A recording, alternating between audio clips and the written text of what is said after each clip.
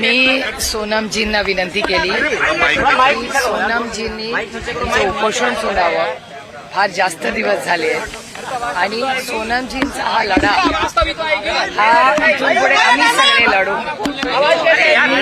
उपोषण सोडावं अशी विनम्र विनंती करायला आम्ही सगळे आलो.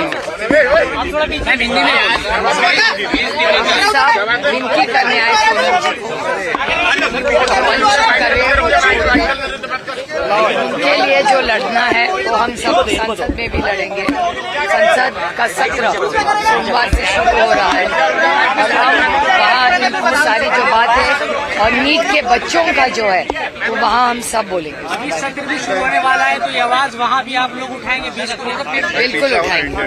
आता तुम्ही भूमिका मांडलेली आहे की धर्मेंद्र प्रधानांच्या राजीनाम्याची आम्हीही संसदेमध्ये पहिल्याच दिवशी मागणी करू. आमचं म्हणणं आहे की 2 मीटिंग इथे जर आंदोलन चाललं असेल तर आमची नैतिक जबाबदारी आहे की समाजात ज्या गोष्टी झाल्या आहेत त्या सरकार दरबारी पोहोचवल्या पाहिजे. एक भावना समाजात पालकांमध्ये युवा पिढीमध्ये आणि इथे एक आंदोलन चाललंय ज्याच्यात धर्मेंद्र प्रधानजींचा राजीनामा घ्या नाहीतर आम्ही उपोषण सोडणार नाही. मला असं वाटतं आम्ही जे लोकप्रतिनिधी आहोत आमची नैतिक जबाबदारी असते की समाजात ज्या गोष्टी झाल्या त्या संसदेत मांडल्याच पाहिजेत. आणि संसद सुरू व्हायच्या आधी 2 ठिकाणी मी याच्याबद्दल बोलणार आहे. एक तर रविवारी सकाळी एक ऑल पार्टी मीटिंग भारत सरकारने बोलवलेली आहे. त्या भारत सरकारच्या मीटिंगमध्येही शेतकऱ्यांच्या आत्महत्याचा विषय, भारतात कमी झालेला पाऊस तो एक अतिशय महत्त्वाचा विषय, त्याचबरोबर शिक्षणाच्या या परीक्षांमध्ये झालेला सावळा गोंधळ आणि राम मंदिरच्या ज्या काही व्हिडिओज येत आहेत असे अनेक गंभीर विषय आज देशाच्या समोर आहेत. आणि त्यामुळे त्या दिवशी जी ऑल पार्टी मीटिंग किरण रिजिजूंनी आणि सरकारने बोलवली त्याच्यात हे सगळे विषय राष्ट्रवादी काँग्रेस पक्ष, आम्ही महाविकास आघाडी आणि इंडिया लांचची बोलून मांडणार आहोत. त्याचबरोबर सोमवारी सकाळी 10 वाजता माननीय खडगेजींनी एक इंडिया लायन्सची मीटिंग बोलवली. त्याच्यातही इथल्या भावना आणि इथली अस्वस्थता, पालकांमधली अस्वस्थता ह्याच्याबद्दल तिथे सविस्तर तिथेही बोलणार. मैम, छात्र आंदोलन को समर्थन करने आप आई हैं. जवाहर यूनिवर्सिटी के 38 बिल्डिंगों पर बुलडोजर चलाने की बात हुई है, क्या कुछ कहना चाहेंगे आप इसके बारे में? हम जब सत्र शुरू होगा तब इस बारे में पार्लियामेंट में बोलेंगे. आपको लगता है कि सरकार झुकेगी? एक खबर ये आ रही है मैम, एक खबर ये आ रही है कि आप लोग एनडीए के संपर्क में हैं, कुछ नेता आप लोगों से मिले, इसमें क्या सच्चाई है? क्या आप लोग एनडीए के साथ जाने वाले हैं? इसके बारे में मुझे तो कुछ नहीं. ना एनडीए ने मुझे फोन किया है ना मैंने एनडीए को फोन किया है. काल जयंत पाटलांनी उपमुख्यमंत्री एकनाथ शिंदेची भेट घेतली, त्याआधी मुख्यमंत्र्यांची घेतली होती, त्याच्यावर तुम्ही स्पष्टीकरण दिलं. पण कालची जी भेट झालेली आहे, 1 मिनिट, मी स्पष्टीकरण नाही दिलं, मी वास्तव सांगितलं. प्रेस घेतलेली होती, पण काल पुन्हा त्यांनी उपमुख्यमंत्र्यांची भेट घेतली आणि त्यामुळे पुन्हा त्याच चर्चा सुरू झालेल्या आहेत. हे बघा, एक साधारण लोकप्रतिनिधी जे असतात ना ते आम्ही लोकप्रतिनिधी आहोत. आमचे जे मायबाप महाराष्ट्राची आणि देशाची जनता आहे यांची कामं करण्यासाठी आम्ही निवडून येतो.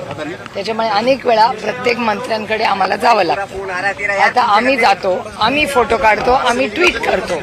जर फोटो ट्विट केले नसते तर तुम्हाला कळलं असतं का आमची भेट झाली. मी उत्तर प्रदेशचे माननीय मुख्यमंत्री योगीजींना भेटले. त्याच्यात काय गैर, एक लोकप्रतिनिधी 1 नेशन 1 इलेक्शनच्या कामासाठी मी उत्तर प्रदेशमध्ये गेलो. जॉईंट पार्लमेंटरी कमिटी आहे, सगळ्या पक्षाचे लोक होते. आम्ही जाऊन त्याच्यात भेटलो. एका सशक्त लोकशाहीमध्ये मला खरं सांगा, मंत्री काय गुन्हेगार आहेत का की आम्ही त्यांना भेटू शकत नाही? हे कमाल आहे.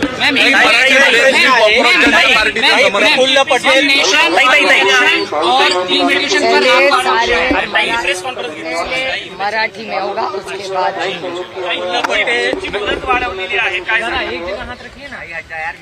आज 2 JPCची माहिती येते.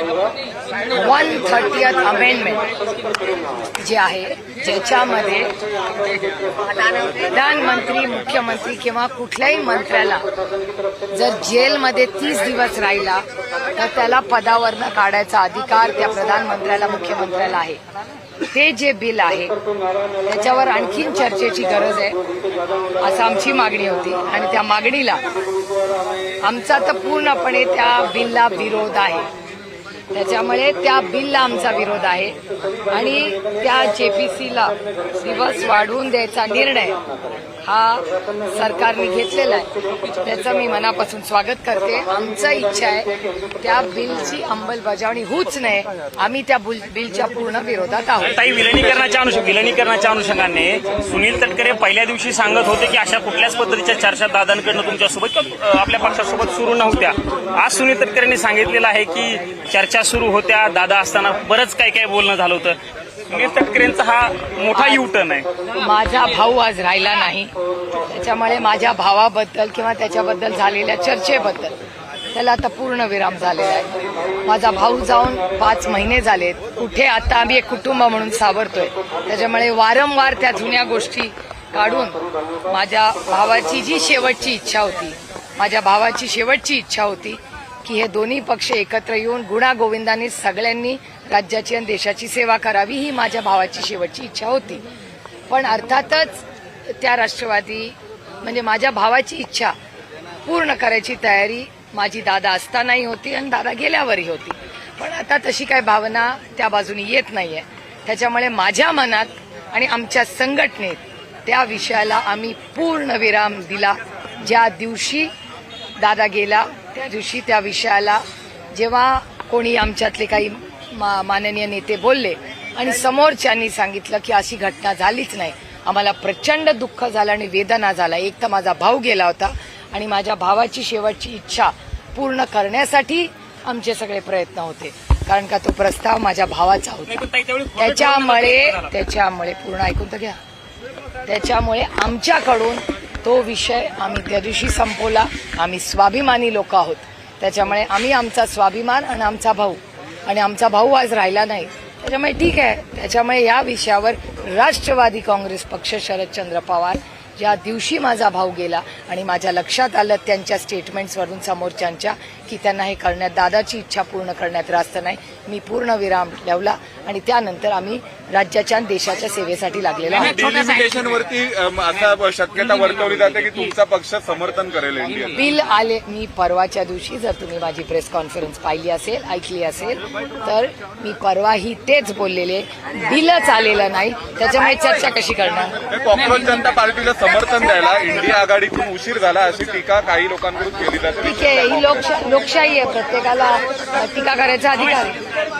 मैम, हिंदी में छोटा सा एक बात लीजिए, 1 नेशन 1 इलेक्शन और डिलिमिटेशन का अगर बिल सरकार लाती है तो आप लोग इसका समर्थन करेंगे आपके? एक तो डिलिमिटेशन का बिल आया ही नहीं है, तो मैं जो बिल देखा ही नहीं उस पर कैसे बोल सकूं. और 1 नेशन 1 इलेक्शन का जेपीसी चल रही है, उसका भी बिल फाइनल नहीं है. तो जो चीज फाइनल ही नहीं उस पर मैं कैसे टिप्पणी कर सकूं. थँक्यू ताई, थँक्यू सो मच.